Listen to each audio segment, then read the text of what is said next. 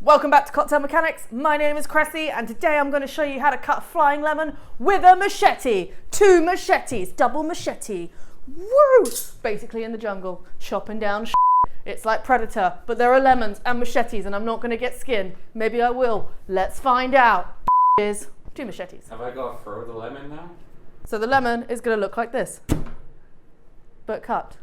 How do you cut a lemon with a machete? I hear you say. I hear you utter and scream and shout. How do you cut?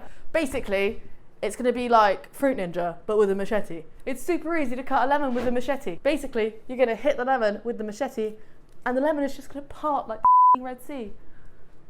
It was the Red Sea, right? When are you going to ever use this behind a bar? So, this is how you cut a lemon with a machete.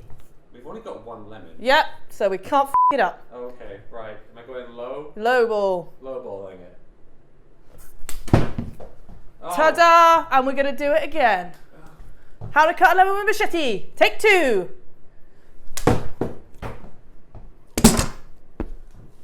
And that is how you cocktail.